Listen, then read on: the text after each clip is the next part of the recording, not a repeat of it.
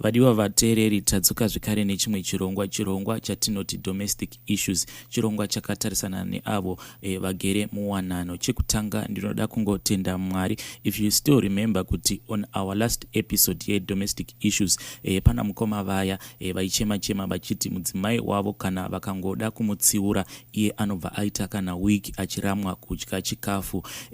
The good part about it ndezvekuti ndakakwanisa kuzotaura namai guru tikavapa a little bit of counseling. Mai guru vakazotaurawo nhunha dzavo, and by the end of the day I was so happy because vakabva vaita sekunge vainge vava kutotanga kuwirirana. Vakazototumira message mukoma vachiti, mukoma, let me tell you something, ndangobuda panze for about 5 minutes, pandazodzoka mumba ndatongobva ndarohwa nekamwe kakisi, so zvabva zvandirangaridza patakatanga rudo rwedu. Saka I'm just happy kuti chirongwa ichi at least chakabatsirawo someone. Regai tapinda muma issues edu emuzuva ranhasi. Hanzi, hello mukoma Nashi, please hide my ID. Ndiri mukadzi ane 28 years uye ndakaroorwa nemurume anoti iye kana akangotambira pamba haumuone anenge ari kubhawa, ende chinopedza mari yake isnooker veduwe. Ndanetsekana nechinhu ichi chinonzi snooker. Kusvika here murume wangu pakuitwa captain wesnooker,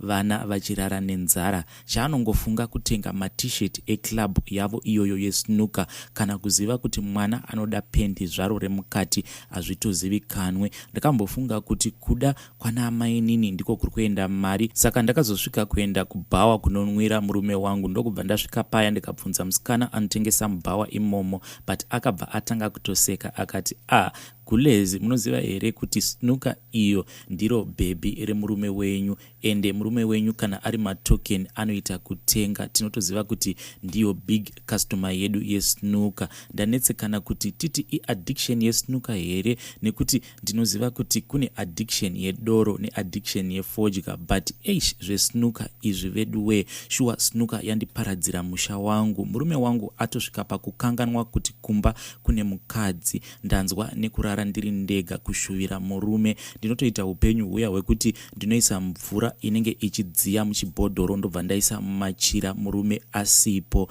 Murume wangu ava kutoita semunhu ava kupenga. Kana mukatarisa foni yake makazara zvimagemu zvesnooker, mavideos akazara mufoni make ndesnooker. Anenge achingokuudza kuti awa ndiwo maworld championship, nerimwe zuva ndichaenda ndikanorepresenta Zimbabwe. But kana ndikatarisa murume wangu zvaari kuita veduwe, snooker yanditambudza. Snooker iyi haina kana $1 rinombodzoka mumba, charo chete kungoburitsa mari. Panenge pachinzi tiri kufanira kuenda kunotambira kwakati, pari kuda kutengwa zvakati zvekuclub, but chinozodzokwa chakabatwa panenge pasina. Kana mukoma Nashi mukazondiposterawo nyaya yangu, ndinokumbirawo kuti muzondinotifya ndikwanise kutevererawo mucomment section.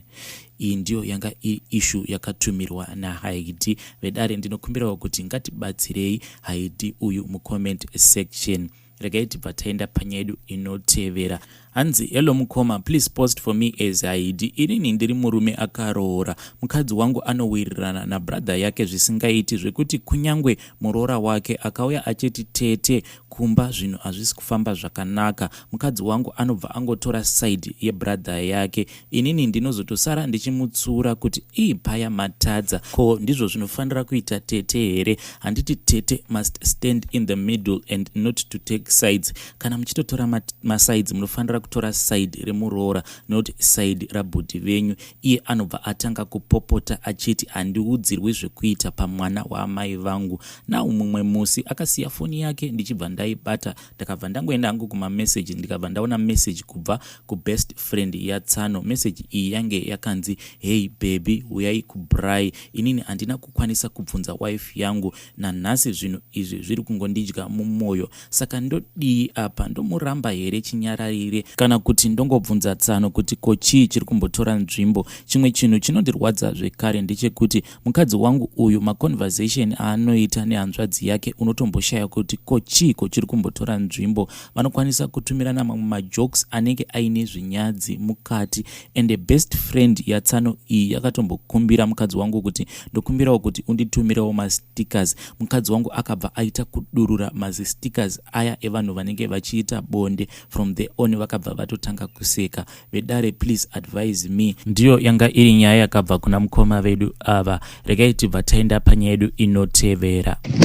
Makadi mukoma Nashe, inini ndiri top fan yechannel yenyu kuFacebook nekuYouTube. Ndakaona matanga chirongwa chedomestic issues ndikafara singaiti because inini ndiri umwe wevamwe vane maproblems. Nyaya yangu yakamira yakadai. Ndiri mukadzi ane makore 28. Ndine vana vangu 2. Ndakaroorwa nemurume wangu. Murume wangu mukorokoza, anoita zvekukorokoza. Saka murume wangu ane problem yekuti anomwa doro. Murume wangu akamwa doro akadhakwa, paanouya kumba anouya achita noise. Sometimes akamwa doro anotomwa doro zvekutorara kubhawa. Murume wangu inini munhu ari very violent. Tinogara pamba pevabereki. Ndomboedza kutaura namama vake, vombozama kumutsiura, but chero vakamutsiura vanenge vachita kunge vanosaidhira mwana wavo. Saka indatosvikawo paextent yekuti ndava kuda kuita give up, because kubva zvandakapinda marriage ndingangoti ndatova ne9 years ndiri marriage handisati ndakambodzokera kumusha kwedu. Murume wangu handipi mari, kana akashanda chero akawana mari anogona ngouya ondipa mari, ondibatisa mari zvezita, but mari yake anozoiteverera mbijana achitora mari yake, ndikangomunyima anobva andirova. Takambounganidza mari tichida kutenga mombe yedu, mari yedu ndobva yakwana.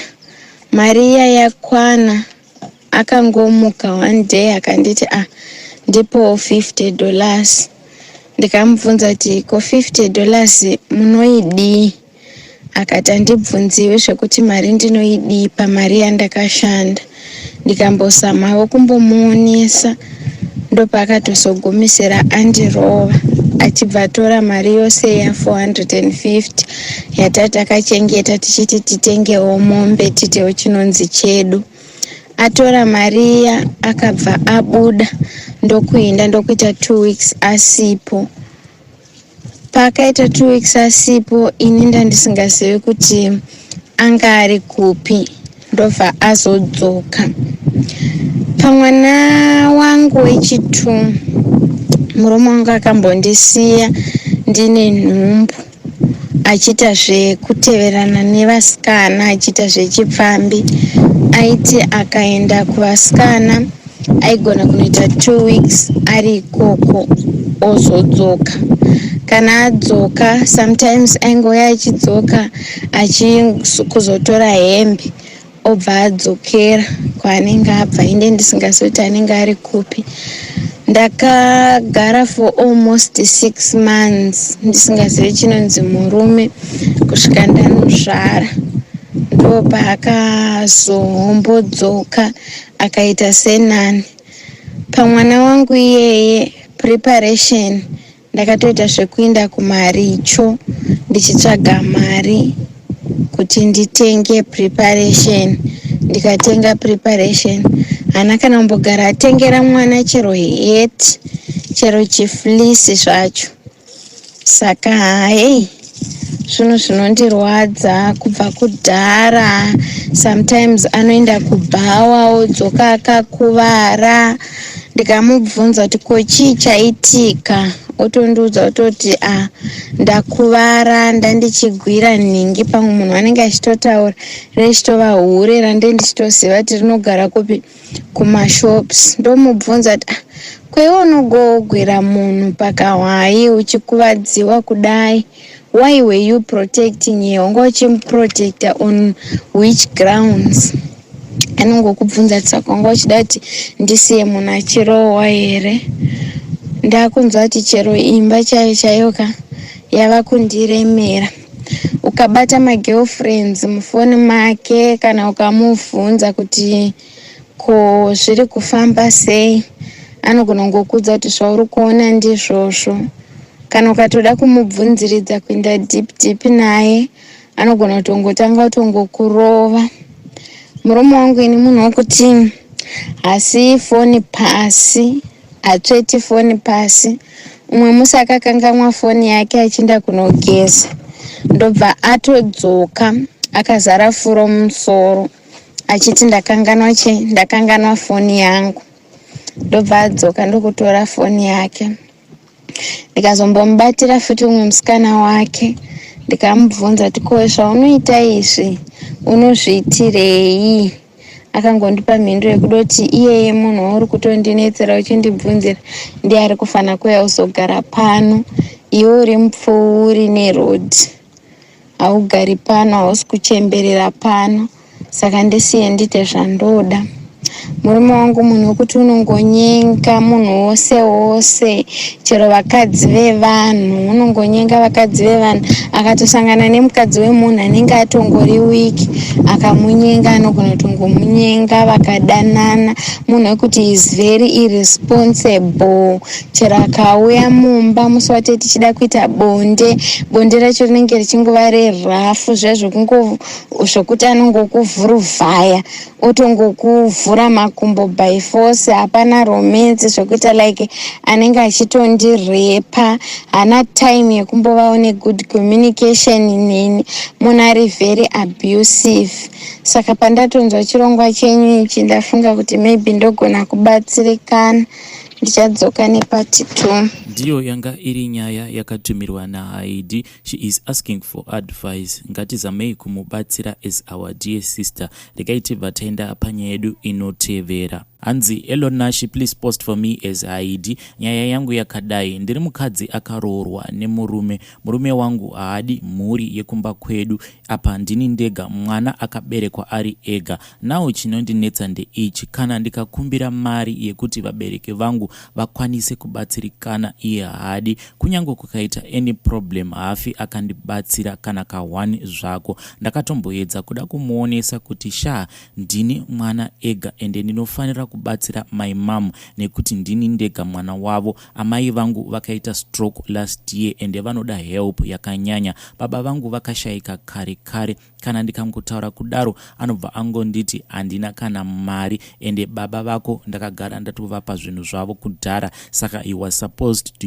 use that opportunity to invest in mari iyoyo yandakaendesa kumba kwenyu. Ndinorwadziwa nenhau yekuti mari yandakabvisa pauri ndakakuroora ndikapedza, but now vabereki vako vanoda kungoramba vachingondimora mari. Vanoti mari yacho ndinoiwana kupi? I am also preparing for the future of my children. Vedare ndinokumbira kubvunza kuti izvi zvinoita here kuti kana ukaroorwa ukabvisirwa mari yose murume wako haachafaniri kubetsera vabereki vako? Ndiri kunetseka, ndatopindwa nedepression isingaiti. Murume wangu mari anayo, mari yakawandisa, but panhau yekundibatsira haatombodi zvamuchose. Ari kundipa imwe punishment yekuti even kana ndava pabonde naye ndinobva ndanzwa kupera mafeelings, nekuti ndinotanga kufunga kuti right now I am living a soft life, but amai vangu kumba uko vari kutambura. Please help me kuti ndoitawo sei pasituation iyi. Ndiyo yanga iri nyaya yakatumirwa naHaidi. Rakaiti vataenda panyaya yedu inotevera. Makadi Mkomanashi. Ini ndiri mukadzane 28 years. Ndikachati musikana ndakamboroorwa. Relationship yangu yekutanga haina kunge yaita zvakanaka. Takagara takazosvika pakusiyana hedu. Handina hangu ndinge ndaita mwana, ndakangoita miscarriages. Then ndobva ndagara, izvi zvakaitika muna 2018. Ndobva ndagara ndichingotenderera ndiri kumusha tisati ndauya kuno muno muSouth Africa. Ndazouya muno muSouth Africa ndasangana nemumo murume andikati haana hake kunyanyokura stereki, ndakamukurira nemakore 3.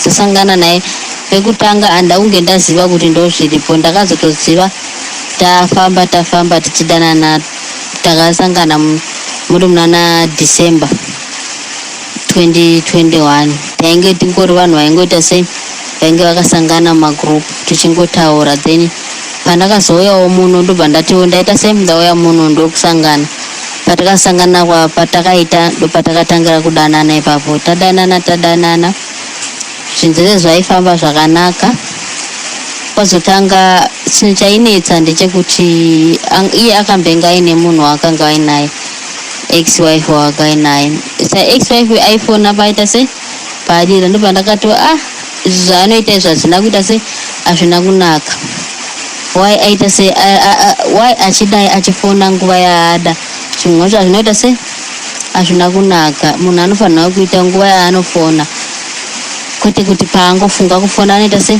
anofona takatombotauridzana nenyaya iyoyo ndokufamba kubva kwazoiti rimwe zuva semunhu iye asingagara hake pamba nguva yese agare pamba nguva yese anoita zvekudhiraivha ini ndinoshanda hangu mumba ndinogara ndiripo kubasa kwangu so ini kana ndiripo paoff ndopandinoita se patinoshanyirana tichionana nekutiti so pazoita imwe nguva yandakange ndarwara kudaro ndobva ndaita se ndobva ndamuudza kuti ndiri kurwara ndakamira so obva auya obva andiona obva anditora tobva tatoswera tese zvakanaka manheru obva andidzosera so andidzosera pane mashoko akaita se akataura asina kundibata zvakanaka iye akanga ane chikonzero chakewo ndakamuudza ndakatoona shamwari zvaitika izvizvi iwe waona kuti situation yanditi ndandichirwara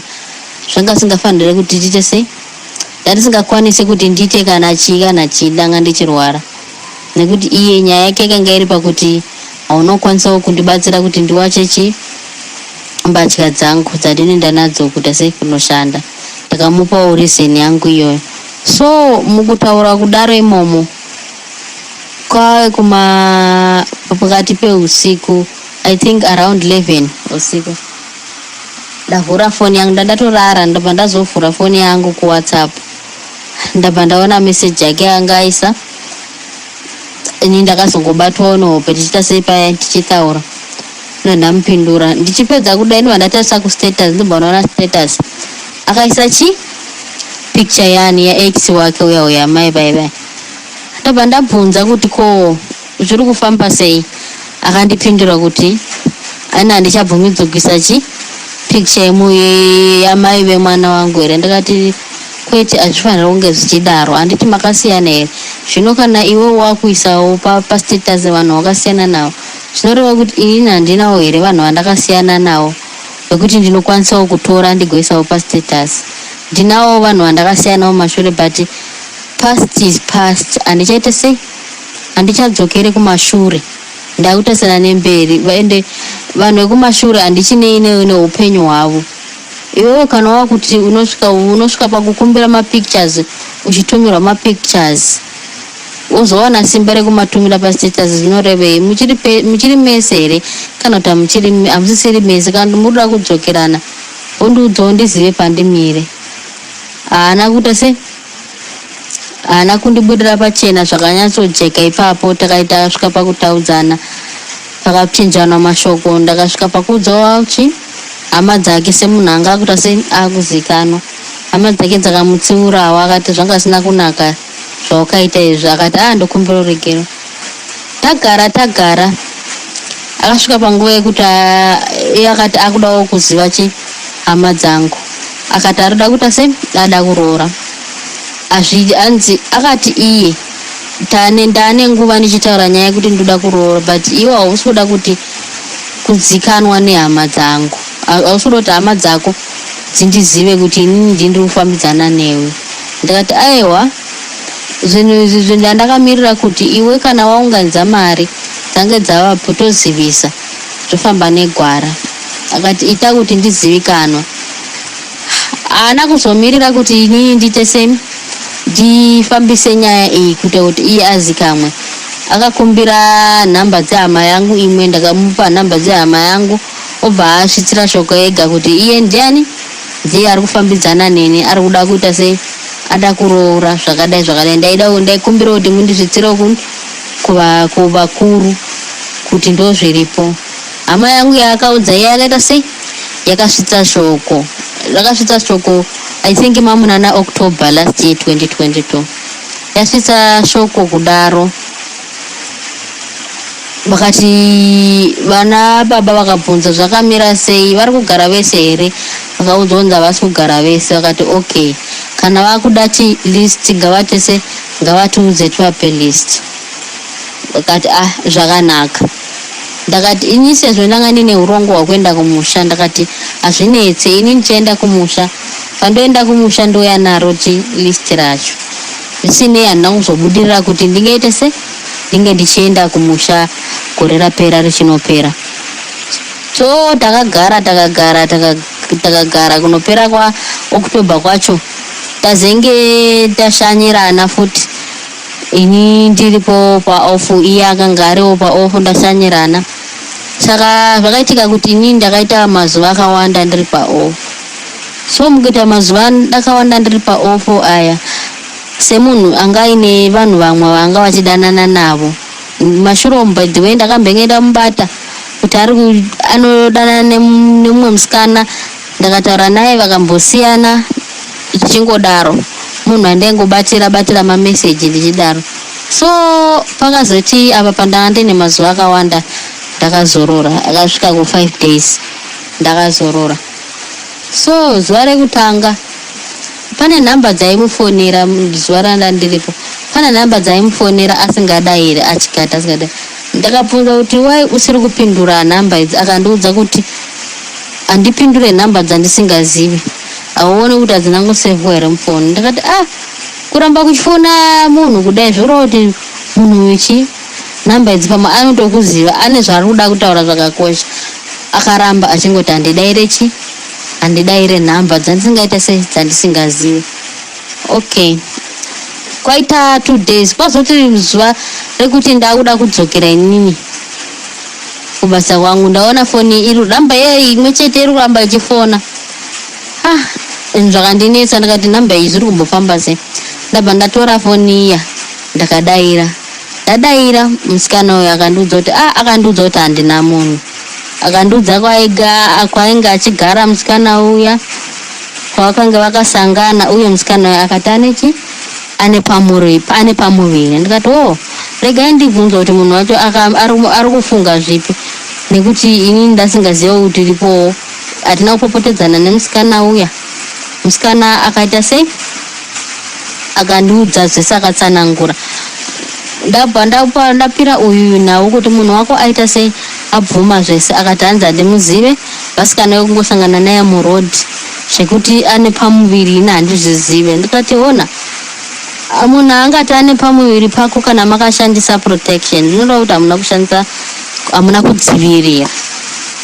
Akati ina handizive zvemimba, kana inayo mimba ngaite se ngabvisa. Ndakati ina handichapinde zviri kwamuri.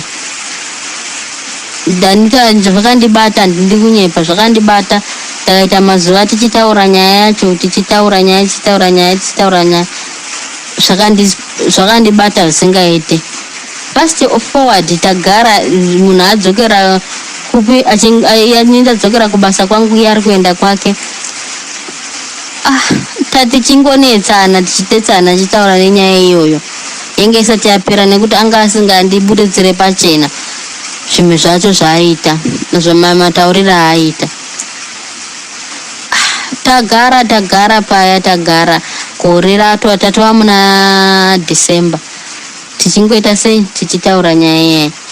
Abva amiswa basa kubasa kwake, haasisi kuenda kubasa full time, ari pamba. Abva atanga kutaura zvaaitaura kuhama dzake achiti inini ndakaita sei handichadi nezvake, handichamutarise nekuti zvino haachashandi, achamudii munhu asina mari. Ndabva ndabvunza kuti ndizvo here pakatangira nyaya haina kutangira apapo, nyaya yakatangira pakati. Ndakonfrantwa neimwe hama yake, ndabva ndamuudza, iye akasvika pakuita sei, akasvika pakundituka akandiudza iye akasvika pakundituka akati une chii chauinacho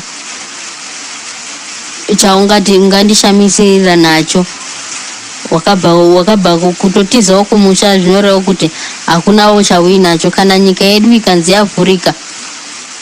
yavhurika yatanga kuita zvakanaka unodzokera kumusha wakaita basa rei kunze kwekuti unenge uchikorobha dzimba dzevanhu ndo mashoko akanditaurira akandituka mamwe mashoko akati inini ndiri mukadzi wechikwambo akati hanzi maanofamba ndozvaakaita sei ndozvaakaudzwa kuti inini ndiri mukadzi wechikwambo inini ndakamutukawo zvandakamutuka asi zvakandibata saka inini kutaura kuno kwandiri kuita iko zvinezvi ndine bitterness isingaite kuti ndingaite anything kuti ndiite sei ndimudzorere nekuti akanditaurira mamwe mashoko asingaite andisina kusununguka nawo andisina kundichenera nekuti zvekuti iko zvino ndinoti ndakarara ndinotadza kurara ndinoita usiku ndichibhidhirika ndichidii akanditukirira akatuka inini hama dzangu zvichireva kuti ini akandiudza mamwe futi mashoko ekuti ndiani anowana zvakadai zvakaoma akati ndiani anowana zvakadai anzi vanongouyawo vanhu vachikushandisawo vachienda sezvo mashoko chaivo aakataura iye akati ndiani anororawo vanhu vakaita se vakavhurwa kare kare